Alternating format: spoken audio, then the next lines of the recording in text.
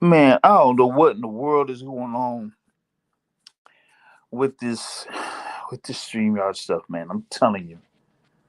You'll try to get something set up on one instance or one device, and then I had to try to switch to another device, and then that the other device doesn't work, and now I gotta basically use the phone here, and I'm gonna just only be on here what another few minutes or something like that, or what whatnot, man. I'm telling you, oh, this midweek report, boy, oh my goodness, you know what I mean? I'm just trying to get things going and whatnot. But like I said, there's a lot of stuff going on within the sport of boxing. I did talk about the fight card that is coming up here. These what I say, what in a few hours? In a few hours we got something going on in Japan. Let me see if that thing is on ESPN Plus. It's probably on ESPN Plus. Yep, it's going to be on ESPN Plus. And like I said, I ain't getting up at no 2, 3 o'clock in the morning. I'll probably be up at 3 o'clock. Probably not. Like I said, pretty much. Have another Earth Strong that's coming up here within a few hours. Well, actually, technically it's 25 hours from now, but listen, ESPN Plus, I'll probably just watch the replay on ESPN Plus like I did for the last time they had the Japan card on ESPN Plus. You know what I mean? Not necessarily, sure, like I said, this is on the phone. So you'll be able to see me on, like I said, through the camera here, but it's completely different.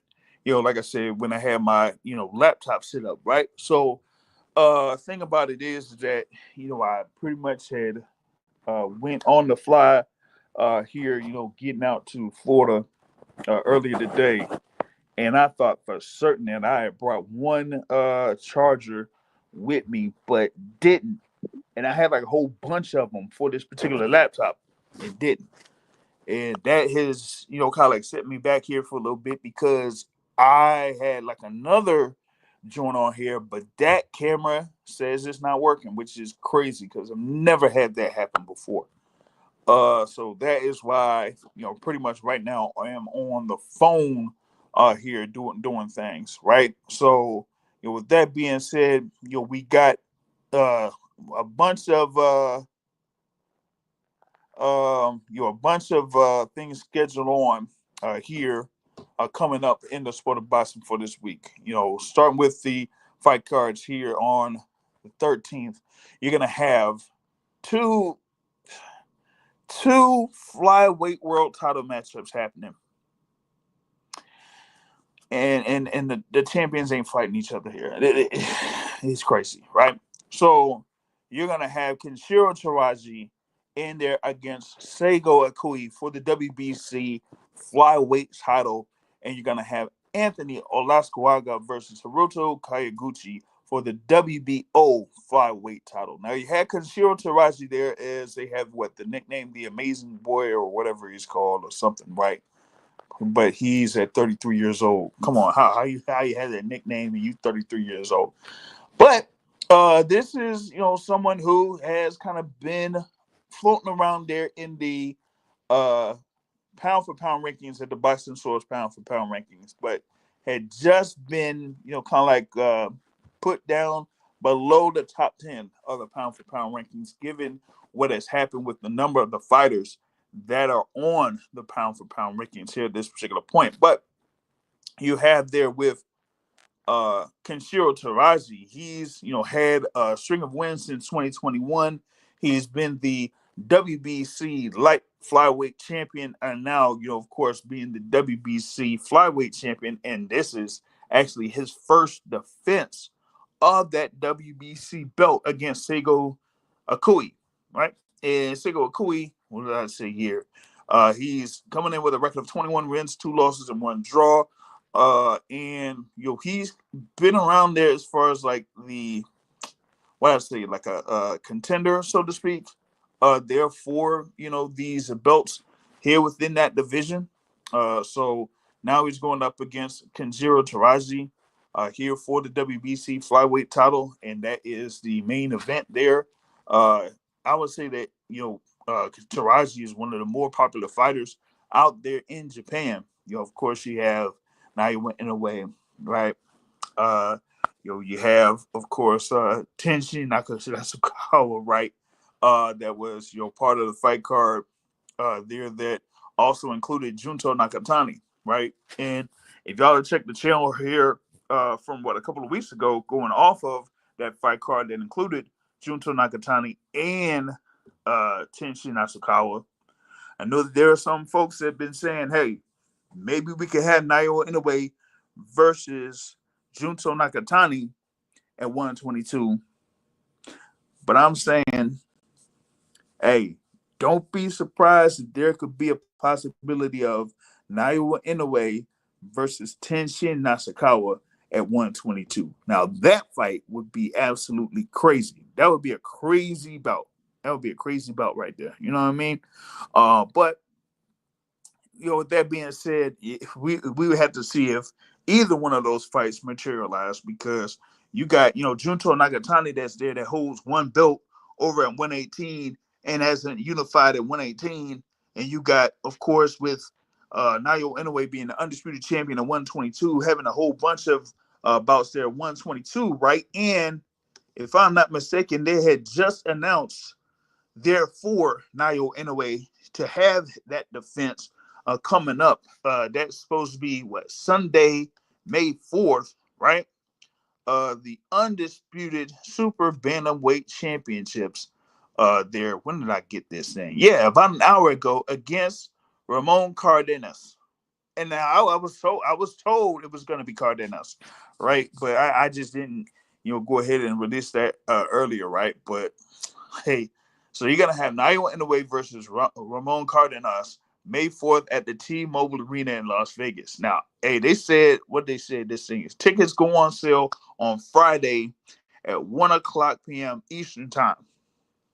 I want to see how them tickets moving. I want to see how them tickets moving there on the T-Mobile Arena for this, because hey, if they get some crazy sales for Naoya Inoue at T-Mobile Arena for that date, that would be something, right? So I'd like to see how that's going to work out.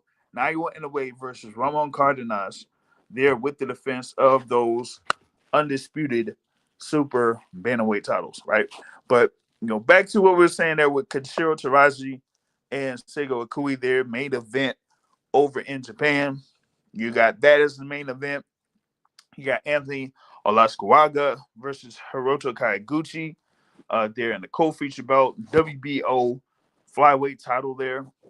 Listen, the winner's got to be able to match up and have a unification bout. Come on, we can't have these guys that have all of these belts and pretty much they're in the same country and not one unification bout has happened after that. Come on, y'all, what are we doing, right? And also, you're going to have Shokichi Iwata versus Renee Santiago there for the WBO light flyweight title. So that is, those three bouts that will be on ESPN Plus, live on ESPN Plus there. But like I said, I don't think I'm gonna be up, early for that. You know what I mean? Because like I said, within what I'd say 15 minutes or so, I have another interview. Well, I know that I'm going to have an interview at 9 p.m. Eastern time tonight on X. Y'all go on the the profile there for X. We're going to start a space on X there, so y'all be on the lookout for that. But that's what you have there on tomorrow, or basically in a few hours, right? And then following that, let me see here. This is the same event on March 14th, right? You're going to have at Bethlehem, Pennsylvania. This is on the zone. You're going to have Joseph Adorno going up against Wesley Rivers there. And you're going to have Bryce Mills on there against Alex Martin. Now, you had Bryce Mills on as a guest here on the Boxing Source YouTube channel. So you do have that. You're also going to have Yuri Cedeno on this card. They're going against Osis Rivera. So those three main bouts there. You're going to have Shira May Patricio on this card against Nancy Franco. Patricio has been on the Team Combat League, so to speak, here, right? You're also going to have Julian Gonzalez against Armando Fausto. So that's a number of fights there that's going to be at Bethlehem, Pennsylvania on Friday. And that will be on the zone. That is a King's Promotions card. Okay. It's a King's Promotions card live on the zone Friday night. And as I mentioned, there with Nick Ball going up against TJ Doheny, that is going to be the feature bout at Liverpool in the Echo Arena in Liverpool. There with Nick Ball, of course, undefeated there, 21 wins, 0 losses, 1 draw. TJ Doheny, there 26-5. Of course, he was a former contender there for Naoya Inoue's belts last year. Pretty much got beat up, and he said, "Oh, my neck, my back, my neck, and my back," and pretty much like bowed out of that particular fight there against Naoya Inoue, man. And now he's right back in this mix against Nick Ball. That's crazy. That's crazy there. You're going to have Nick Ball being able to get in the ring and have his his time here where nope. Doheny doing good. Yeah, nope. This is actually his first bout since the fight against Naoya Inoue. He's getting in there against Nick Ball. Nick, what does it say? Nick the Wrecking Ball, as they say, right? So you got the WBA champion, Nick the Wrecking Ball, going up against TJ Doheny. That's crazy. I I don't. Well, I mean, this is like stuff that goes on there with these sex bodies sometimes. So he has a loss. He gets beat up by Naoya Inoue at 122, and now he's able to go up to 126 and fight Nick Ball in a voluntary defense for Nick Ball for that WBA belt. And they got TJ Doheny as ranked at number 6. I mean, I didn't think that he was doing good. At least not to me. At least not to me. I didn't think so. You know what I mean? So, with that being said, like now you got Doheny now ranked number 6 there in the WBA. You got guys like Brandon Figueroa rated above him. Odebek Komotov, former champion there, rated above Doheny. Bruce Carrington. Well, Bruce Carrington is going to be fighting over in Las Vegas at the end of the month. You got Mirko Cuello. You got Elijah Pierce.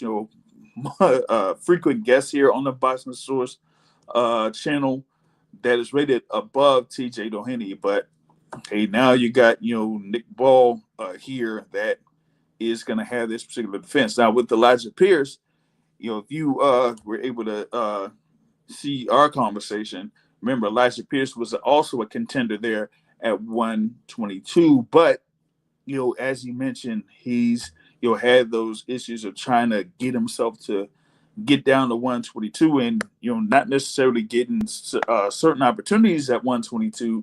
That is why he is going to continue his career at 126. But here with TJ Doheny going up against Nick Ball, man, it might not be a good look. I don't know about this one for Doheny, man. I really don't.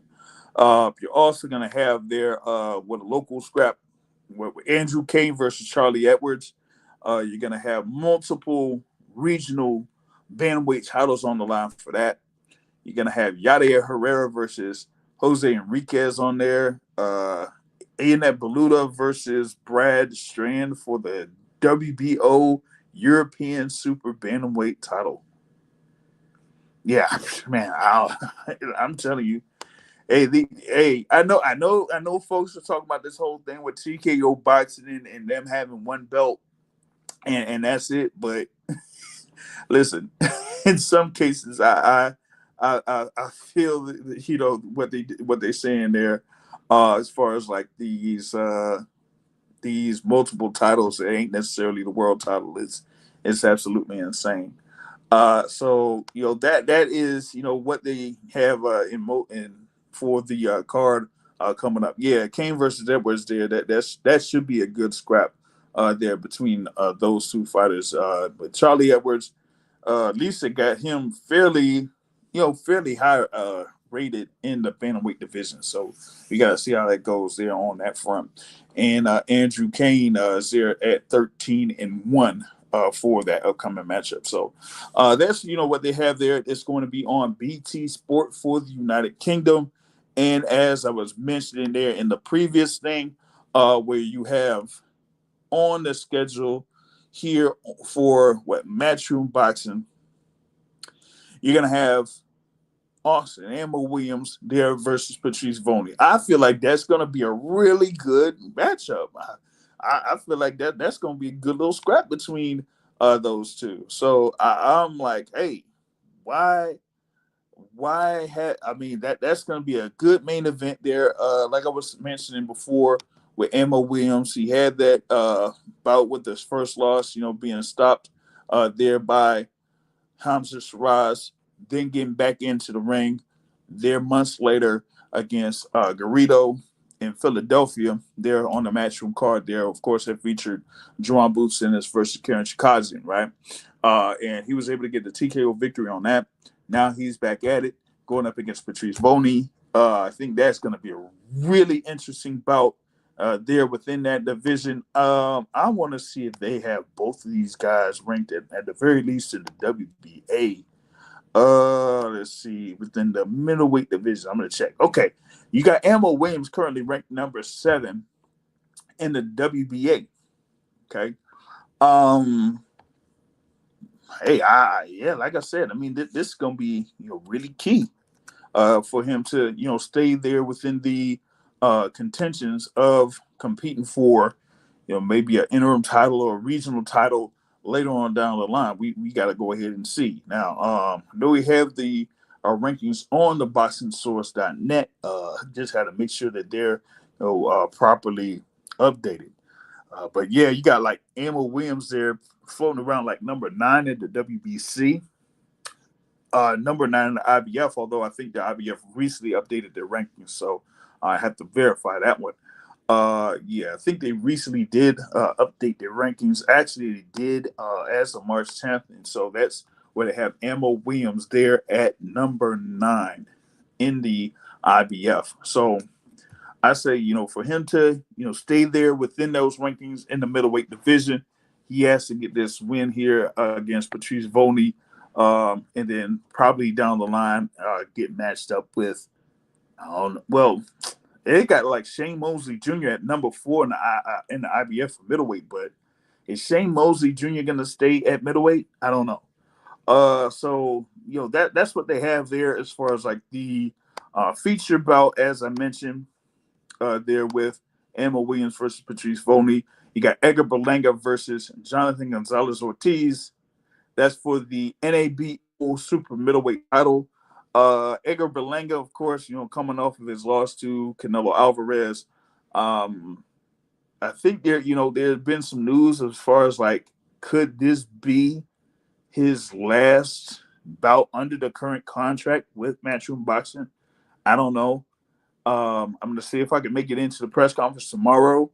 And if so, see if I can get more on that.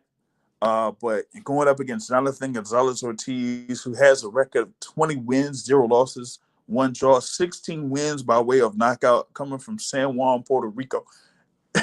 This might be another pretty good one. I mean, of course, Edgar Berlanga has a good amount of knockouts on his record.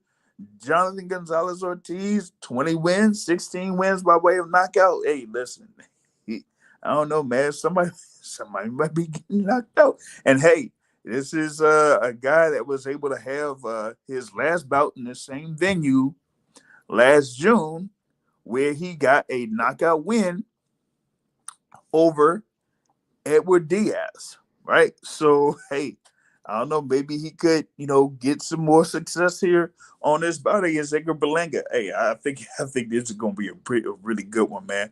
I gotta see here what it got Jonathan Gonzalez-Ortiz at 5'11". They got Edgar Berlanga here at 6'1". So you got to see how Gonzalez is going to be able to get himself within range to get to Berlanga. And it's not like Berlanga is 100% or 90% or even 85% on defense. I'm just being honest with y'all. Okay, all right. So you had that, and then Jermaine Ortiz versus Yomar Alamo. That's going to be another one to look out for. I got to see here what I got as far as like those matchups, because we had like a full-fledged preview that they had for this, right? Because of course y'all know about Jermaine Ortiz and what he was able to do there against Teofimo Lopez, right? And with that, my thing is that if you're gonna have Jermaine Ortiz there back in the mix, what did they say? I think they were going to, it's gonna be the WBA Continental USA Super Lightweight title. So you have another Continental USA title that's gonna be on the line in this one as well. With Ortiz there with that record of 18 wins, 2 losses, and 1 draw, 9 wins by way of knockout, right? And he got that win for the belt against Christian Mino back in November. So he's right back in the same venue here for his next fight. And going up against, Yomar Alamo, who's fought Richard Hitchens and Leon Paro. So this is going to be good work here for Jermaine Ortiz. I would say that he's highly favored for this one, but we still has to take care of business, right? Of course, we had the thing there with Omari Jones having his pro debut, and he's going up against Alessio Mastronunzio, who has a record of 14 wins, 5 losses. So he's there at 19 pro fights. I'm trying to see here if I got this thing where it's a 6-rounder. Okay, so usually we have like a fighters there with the pro debuts. They're usually 4-rounders, start off with 4-rounders, but here you're gonna have Omari Jones in a 6-rounder. Okay, it's gonna be in a 6-rounder. So you do have that. What else do you have? You got Carlos, like I said, Carlos Castro versus Carl Rogers is scheduled on this thing. What else? They said Carlos de Leon is how they pronounce it, but Carlos de Leon Castro there, and like I said, Pedro Valdez versus Mauro Maximiliano Godoy there in an 8-round bout. That's supposed to be scheduled for 8 rounds, but I mean we'll see here as things get closer to the actual fight card, what the fight order is going to be. Like I said, I'm going to see if I can try to find that out tomorrow. If I get out there to the press conference tomorrow, and then you're going to have a weigh-in on Friday. So with that being said, that is mainly what we got there for Saturday, March 15th in Orlando, Florida. Like I said, a lot of action here over the next few days. Be sure to catch all of that. But right now, I got to get switched over to X, as I have spaces on X that I'm going to be doing here. So big ups for like everyone here that's been able to join in live for the second version of the Midweek Report. I'm going to see if I can follow up with the coach to see what's going on there in reference to that. So on that front,